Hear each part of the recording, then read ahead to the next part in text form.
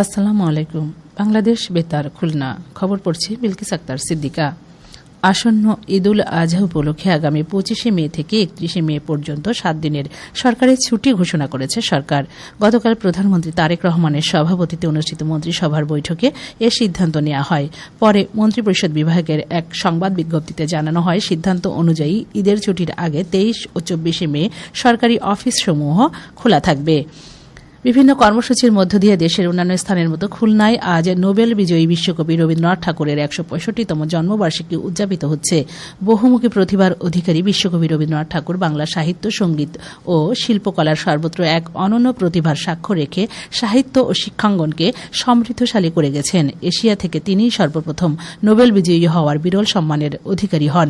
বিশ্ব সাহিত্যের অন্যতম উজ্জ্বল নক্ষত্র রবীন্দ্রনাথ ঠাকুর 1268 বঙ্গাব্দের 25শে বৈশাখ কলকাতার জোড়াসাঁকোতে জন্মগ্রহণ করেন। খুলনা জেলা প্রশাসনের উদ্যোগে বিশ্বকবি রবীন্দ্রনাথ ঠাকুরের 165তম জন্মবার্ষিকী উপলক্ষে ফুলতলা উপজেলার দক্ষিণডিহি ও রূপসা উপজেলার পিঠাভোগে 3 দিনব্যাপী বিভিন্ন কর্মসূচির আয়োজন করা হয়েছে।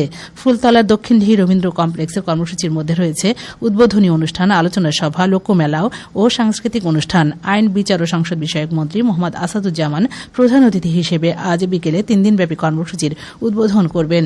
বিদ্যুৎ, জ্বালানি ও খনিজ সম্পদ প্রতিমন্ত্রী অনিন্দ ইসলাম আহমেদ, জাতীয় সংসদের হুইপ রকিবুল ইসলাম বকুল, সংসদ সদস্য মোহাম্মদ আলী আসগর লবি, আজিজুল বাড়ি হেলাল ও সংসদ সদস্য আমির এজাজ খান, বিভাগীয় কমিশনার মোহাম্মদ আবদুল্লাহ হারুন, ডিআইজি মোহাম্মদ রেজাউল হক, সংস্কৃতি বিষয়ক মন্ত্রণালয়ের যুগ্ম সচিব মোহাম্মদ বিল্লাল হোসেন খান ও পুলিশ সুপার মোহাম্মদ তাজুল ইসলামেতে বিশেষ অতিথি থাকবেন। জেলা প্রশাসক মিস হুরিয়া জান্নাতের সভাপতিত্বে বিশিষ্ট শিক্ষাবিদ ও খুলনা বিশ্ববিদ্যালয়ের সাবেক ট্রেজারার অধ্যাপক মোহাম্মদ মাজহারুল হান্নানেতে স্মারক বক্তৃতা করবেন। এদিকে খুলনা রূপসা উপজেলার পিঠাভোগ রবীন্দ্র স্মৃতি সংগ্রহশালায় 3 দিনব্যাপী বিভিন্ন কর্মসূচি গ্রহণ করা হয়েছে। কর্মসূচির মধ্যে রয়েছে উদ্বোধনী অনুষ্ঠান, আলোচনা সভা এবং সাংস্কৃতিক অনুষ্ঠান। অতিরিক্ত বিভাগীয় কমিশনার রাজস্ব মিস শিফাত মেহনাজ প্রধান অতিথি হিসেবে আজ বিকেলে কর্মসূচির উদ্বোধন করবেন। বিশিষ্ট শিক্ষাবিদ ও গবেষক অধ্যাপক মোহাম্মদ আব্দুল মান্নান এতে স্মারক বক্তা এবং রূপসা উপজেলা নির্বাহী অফিসার মিস সঞ্জিদা রিক্তা স্বাগত বক্তব্য রাখবেন। স্থানীয় সরকার বিভাগের উপপরিচালক মোহাম্মদ আরিফুল ইসলাম এতে সভাপতিত্ব করবেন। এছাড়া কুষ্টিয়ার কুমারখালী উপজেলার শিলাইদহের কুঠিবাড়িতে বিশ্বকবির জন্মবার্ষিকী উপলক্ষে 3 দিনব্যাপী কর্মসূচির আয়োজন করা হয়েছে। কর্মসূচির মধ্যে রয়েছে আলোচনা সভা, রবীন্দ্র মেলা ও সাংস্কৃতিক অনুষ্ঠান। সংস্কৃতি বিষয়ক মন্ত্রী নিতাই রায়চৌধুরী উদ্বোধনী অনুষ্ঠানে প্রধান অতিথি হিসেবে আজ বিকেলে 3 দিনব্যাপী কর্মসূচির উদ্বোধন করবেন। প্রধানমন্ত্রীর পলিসি ও স্ট্র্যাটেজি, তথ্য ও সম্প্রচার মন্ত্রণালয় এবং সংস্কৃতি বিষয়ক উপদেষ্টা ড জাহিদুর রহমান অনুষ্ঠানে বিশেষ অতিথি থাকবেন। বিশিষ্ট শিক্ষাবিদ অধ্যাপক ড ওয়াকিল আহমেদ এতে স্মারক বক্তা এবং জেলা প্রশাসক মোহাম্মদ তহিদ বিন হাসান স্বাগত বক্তব্য রাখবেন। সংস্কৃতি বিষয়ক মন্ত্রণালয়ের সচিব কানিস মাওলার সভাপতিত্বে অনুষ্ঠানে সংসদ সদস্য রেজা আহমেদ, সাবেক সংসদ সদস্য সৈয়দ মেহেদি আহমেদ রুমি এবং পুলিশ সুপার অতিথি হিসেবে উপস্থিত থাকবেন। সংস্কৃতি বিষয়ক মন্ত্রণালয়ের সহযোগিতায় জেলা প্রশাসন এর আয়োজন করেছে। চুয়াডাঙ্গার আলমডাঙ্গা উপজেলার পাইকপাড়া, ঘোলদাড়ি, হোসেনপুর, মধুপুর সড়ক উন্নয়ন কাজ গতকাল শুরু হয়েছে। সংসদ সদস্য মাসুদ পারভেজ রাসেল প্রধান অতিথি হিসেবে আনুষ্ঠানিকভাবে এ উন্নয়ন কাজের উদ্বোধন করেন। উপজেলা প্রকৌশলী, সংশ্লিষ্ট উপসহকারী প্রকৌশলী, স্থানীয় জনপ্রতিনিধি, রাজনৈতিক ব্যক্তিবর্গ ও গণ্যমান্য ব্যক্তিবর্গ এ সময় উপস্থিত ছিলেন। সড়ক উন্নয়ন কাজের প্রাক্কলিত ব্যয় ধরা হয়েছে 1,50,31,792 টাকা। এদিকে মাগুরার শালিখা উপজেলার 5 নম্বর শালিখা ইউনিয়নের কাঁঠালবাড়িয়া গ্রামে খাল পুনঃখননের কাজ গতকাল থেকে শুরু হয়েছে। উপজেলা নির্বাহী কর্মকর্তা প্রধান অতিথি হিসেবে এর উদ্বোধন করেন। সরকারি বেসরকারি কর্মকর্তা ও সুশীল সমাজের প্রতিনিধি সহ গণ্যমান্য ব্যক্তিবর্গ এ সময় উপস্থিত ছিলেন। অনিরাপদ অভিবাসন ও মানব পাচার প্রতিরোধে একমত বিনিময় সভা গতকাল খুলনার দাগপ উপজেলা পরিষদ মিলনায়তনে অনুষ্ঠিত হয়। সভায় মানব পাচার প্রতিরোধে প্রশাসনের পাশাপাশি সমাজের সকল শ্রেণী পেশার মানুষের সমন্বিত উদ্যোগের উপর গুরুত্ব আরোপ করা হয়।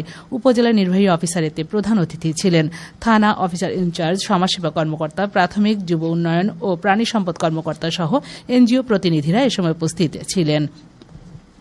খুলনার দাকব উপজেলার নিবন্ধিত জেলেদের মধ্যে সরকারি মানবিক খাদ্য সহায়তা কর্মসূচির অংশ হিসেবে উপজেলা মৎস্য অধিদপ্তরের আয়োজনে গতকাল উপজেলা সদর চালনা পৌরসভায় 22 জন নিবন্ধিত জেলের মাঝে মাথা প্রতি 77.33 কেজি ভিজিএফ এর চাল বিতরণ করা হয়। উপজেলা নির্বাহী অফিসার প্রধান অতিথি হিসেবে এ চাল বিতরণ কার্যক্রমের উদ্বোধন করেন। এ কর্মসূচির আওতায় চালনা পৌরসভা সহ 9টি ইউনিয়নে নিবন্ধিত 5,097 জন জেলেকে মাথা প্রতি 77.33 কেজি করে চাল বিতরণ করা হয়। খেলার খবর ফুটবল। যশোর শামসুল হুদা স্টেডিয়ামে নতুন কুড়ি স্পোর্টস প্রতিযোগিতার বালক বিভাগে ফুটবলের সেমিফাইনাল খেলায় গতকাল বাঘারপাড়া উপজেলা দল 2-1 গোলে যশোর সদর উপজেলা দলকে এবং বালিকা বিভাগে কেশবপুর উপজেলা দল 7-0 গোলে চৌগাছা উপজেলা দলকে পরাজিত করে ফাইনালে উন্নীত হয়েছে। এদিকে একই ভেন্যুতে বালিকা ক্রিকেট ম্যাচে শার্শা উপজেলা দল 9 রানে মনিরামপুর উপজেলা দলকে এবং দ্বিতীয় খেলায় যশোর সদর উপজেলা দল 9 উইকেটে কেশবপুর উপজেলা দলকে পরাজিত করেছে। এছাড়া খুলনা সরকারি টিটি কলেজ মাঠে 6 দলীয় ক্রিকেট টুর্নামেন্টের গতকালের খেলায় ইভান ফুড গার্ডেন টিম 2 রানে আলামিন বেকারি অ্যান্ড কফি হাউস টিমকে পরাজিত করেছে। সবশেষে আবহাওয়া। আজ বেলা 1টা পর্যন্ত পূর্বাভাসে বলা হয়েছে খুলনা, টাঙ্গাইল, ময়মনসিংহ, ঢাকা, বরিশাল, পটুয়াখালী, নোয়াখালী, কুমিল্লা ও সিলেট অঞ্চলে পশ্চিম অথবা উত্তর পশ্চিম দিক থেকে অস্থায়ীভাবে ঘণ্টায় 45 থেকে 60 কিলোমিটার বেগে দমকা অথবা ঝোড়ো হাওয়া বয়ে যেতে পারে। সেই সঙ্গে বৃষ্টি অথবা বজ্রসহ বৃষ্টিপাতের সম্ভাবনা রয়েছে। এসব এলাকার নদী বন্দর সমূহকে 1 নম্বর সতর্ক সংকেত দেখাতে বলা হয়েছে। খবর শেষ হলো। আমাদের পরবর্তী খবর প্রচারিত হবে দুপুর 12টা 10 মিনিটে বাংলায়।